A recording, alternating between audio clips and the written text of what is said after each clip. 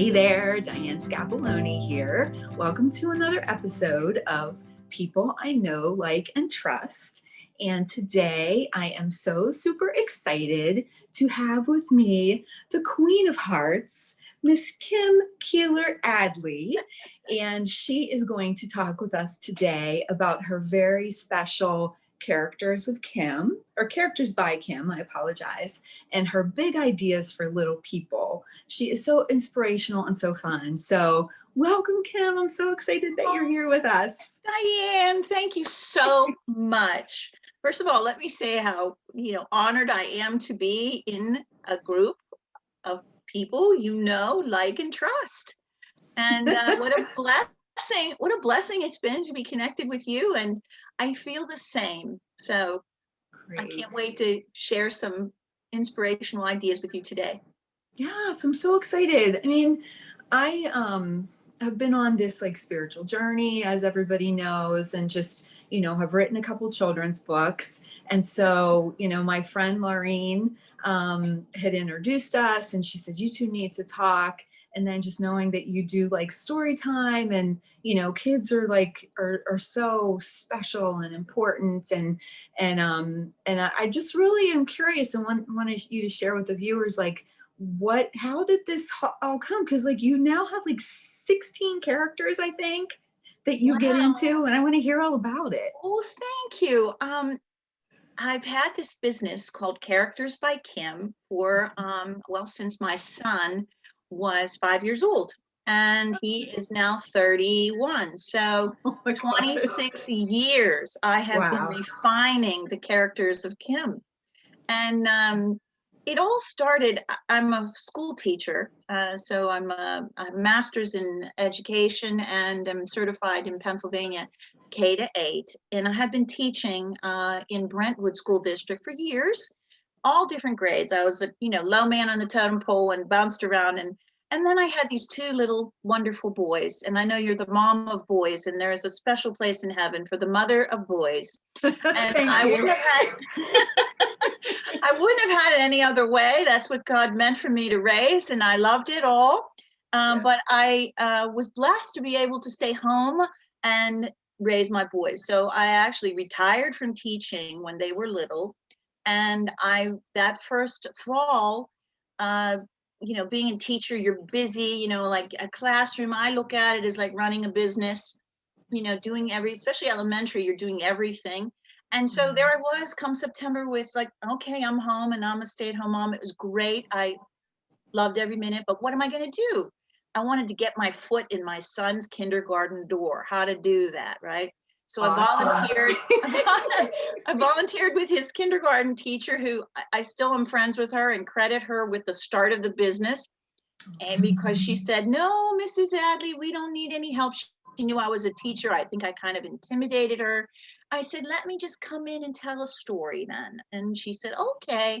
So it was October and I went in dressed. My very first character that I created was a scarecrow.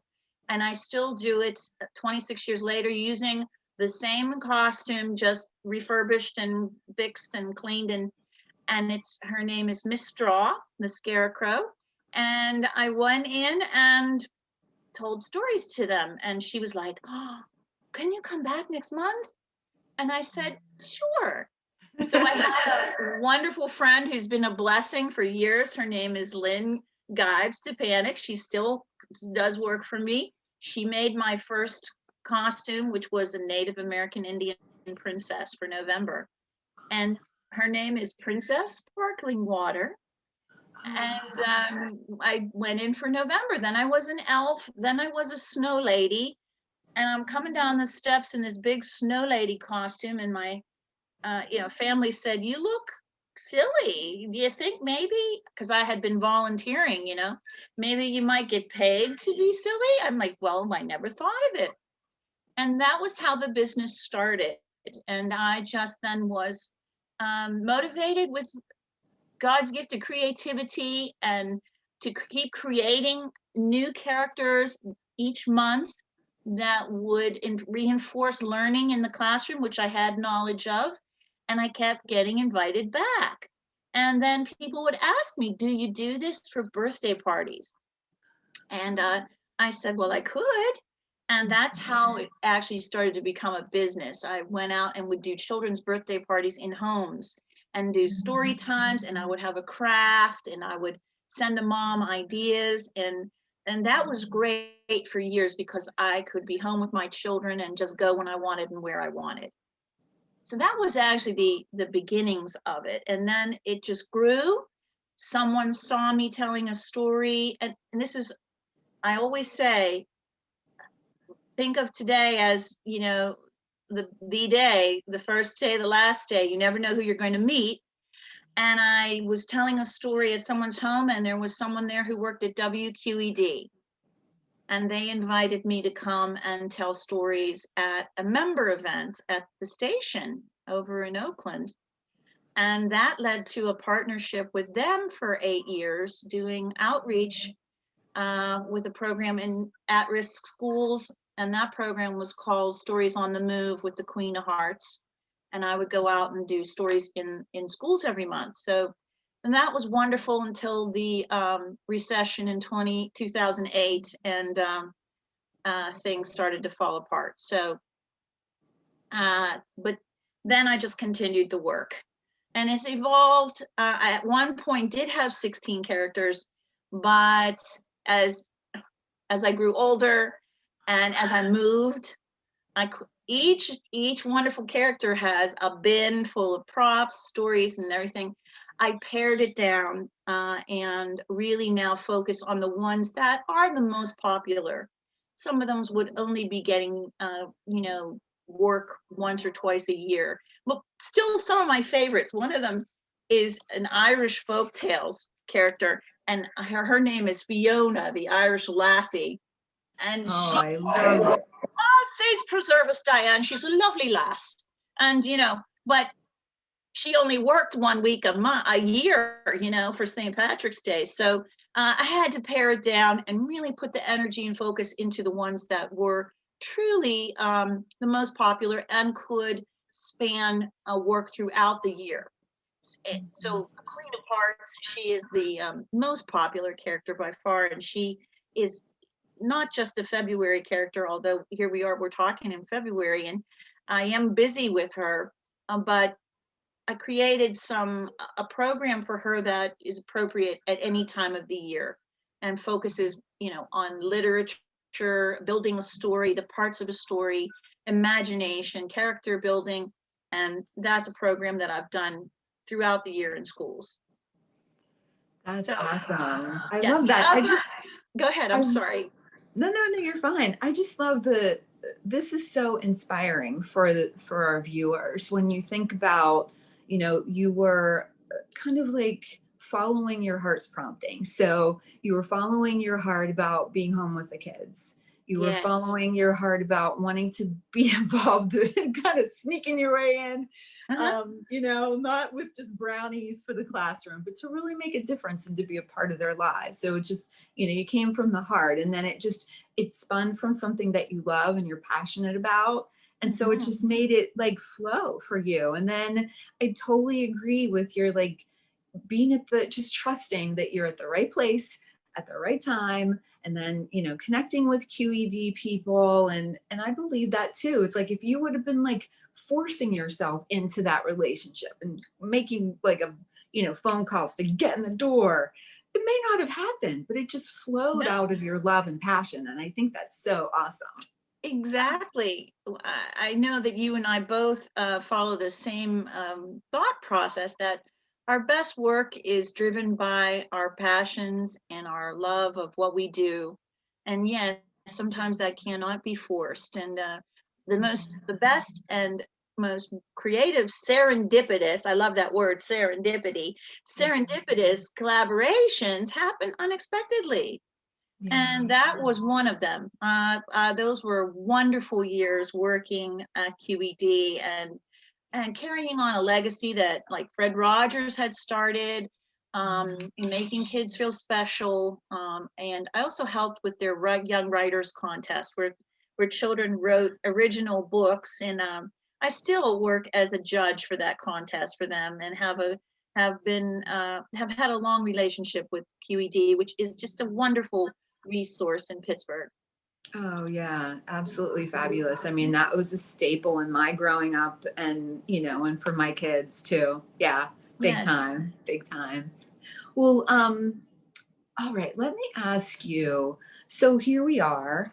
I'm assuming that you're not going into the classrooms now, but so how have you pivoted and how does that feel to pivot and how is that going? You're doing virtual things now. So how is Yes. that?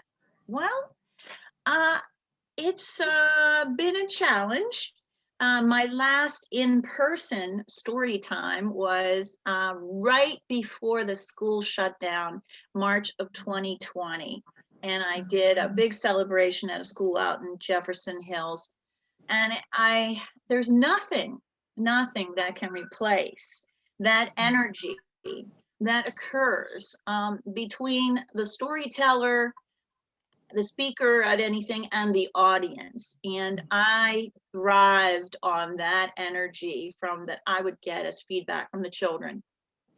They just responded to, the whole, my characterization, my enthusiasm, my silliness, my messages. And what it showed me, because, I've been doing this in person for 25 years, is the need that children have for this type of connection and conduit to imagination. And we have to provide that.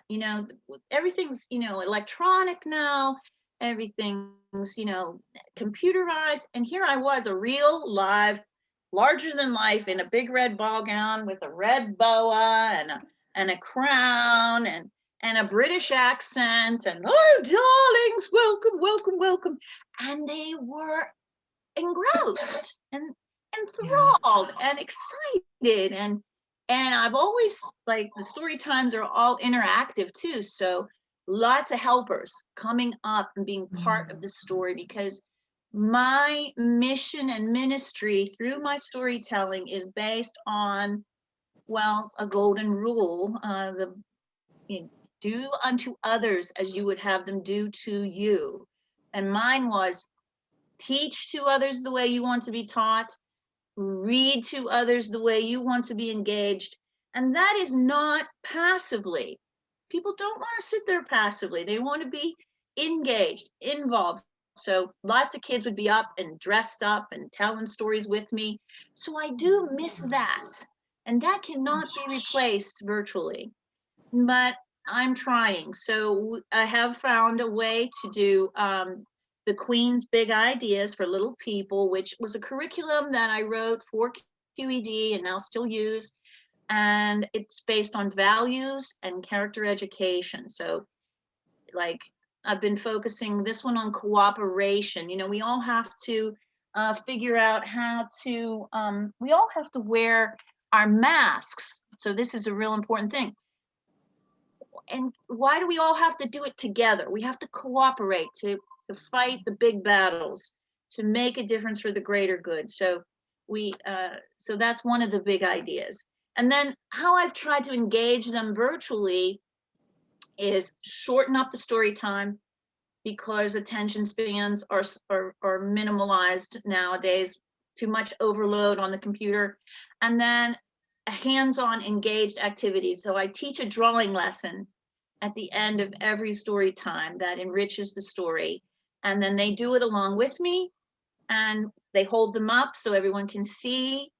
And then I ask them to continue on and draw another one and enhance it with color and background. So hopefully it's working. I had some good success with it so far. Oh, I love that. That's really good. Yeah. Really good. Um, so what about like what are you seeing? What is the impact that you're seeing with what you're doing with the kids? Are you getting enough feedback that you feel like that you know that it's working? Well, when I was in-person storyteller, received so much wonderful feedback. The children would write me letters and send cards and draw pictures. But now it's it's different. I try to follow up after the virtual story time with the teacher, the host of the classroom, to follow up and say, this is the Queen, just checking in to make sure everyone had a lovely time. And what is your feedback? How did the kids, and if you don't reach out and ask, you might not know. And I find it's good to know. Any suggestions for hopefully next time, I say, and the teachers are all very grateful.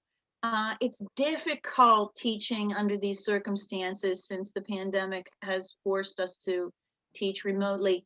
And so they're grateful for any little, 30 minutes of engagement that's different for them. So I've got some really good feedback about it. Good.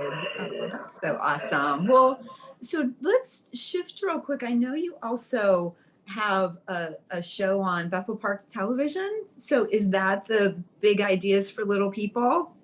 Well, that was another way I pivoted the business to during the pandemic. I can't get out there and tell stories to the students. Still hadn't really, got all the details together for doing the virtual story times. I started doing that with Mrs. Claus in December and had some great events called Cocoa with Mrs. Claus. So it took me all that time to really get the details refined and put together. And I actually had to be taught how to do it, Zoom for Dummies. And I understand. I was like an old-fashioned storyteller, so this is like all new to me. So, it's just been a process. The show came out of it as a way to reach the community with the storytelling. And I started doing Big Ideas for Little People episodes on Bethel Park Cable and focused on some of the Queen's ideas as well. Now I do use, I film one every few months or one a quarter for them. And I have about 4 episodes out on cooperation. I did a whole show on the coronavirus because it was an overwhelming concept to me as an adult. And I thought children need to really have this explained to them in terms they understand, with some illustrations. What is this coronavirus? What is this big word, So I broke it down and made it more understandable for children. So there's an episode on that, an episode on mindfulness, Diane. It's hard being home with our families. It's hard. I can't go play with my friends. What can I do when I feel upset? And I taught them all how to find their magic breath and calm themselves from the inside out. So that was an episode. And then I did a Mother's Day episode because all the moms out there are struggling right now. And we need to think about the big idea called thoughtfulness. Yeah, and that's not something that comes naturally. That has to be taught to children, how to be thoughtful, think of others before themselves. And so those are the 4 episodes right now. And I'm working on a couple more. We're going to do one on kindness, gratefulness, gratitude, and how that helps us get through all of our days. And so many more, perseverance, resilience, all those big words that we can make understandable for little people. Oh, I love that. Through books, through literature, and through creative motivation from the Queen. I just love what you're doing, Kim. That is so good. Thank you so much. And so how do the viewers get to connect with you if they're interested in a story time or, any kind of way to connect? And I know you also have Passport to Pittsburgh Adventures. Maybe we can do another show on that one. I do. I would love to. Yeah. And I'm working on a children's book for that my tour company. Yeah, working with this is the Passport to Pittsburgh for kids, a book for little Yinzers. And it's perfect. It's a beautiful picture tourism book for children. That should be coming. I'm working with a wonderful illustrator here in Pittsburgh and a publisher in Pittsburgh. So it's a true Pittsburgh project. And so many other books are in the works. But I do have a website, charactersbykim.net, and a way to contact me on there. And I have a very active Facebook page, Characters by Kim, which I post many, many things. And just reach out to me through that for any virtual story times for classrooms, small group settings. I also would do a birthday party, tea with the Queen. Oh, I love it. Oh, yes. And you know, Diane, when in doubt, pinky out. Pinky. Oh, this was so much fun, Kim. Thank you so much. And I'm sure our viewers love this. And, make sure you get in touch with Kim. And, for creativity, I'm hoping you're inspired by her energy and enthusiasm. And I have to say, Kim, it came through. Even though we're virtual, I still feel your good vibe, girlfriend. Oh, thank you so much. I am truly an advocate. I've done speaking engagements for women's groups as well on pursuing your passion. Yeah. And the importance in that and how you can monetize it and pursue your passion, and you never feel like you work a day when you're doing something you love. Right, Diane? Awesome. I totally agree. That's a great way to sign out. So thank you, Kim. I really appreciate your time. Clean wave. Next time. Ta-ta, darling. Thank you.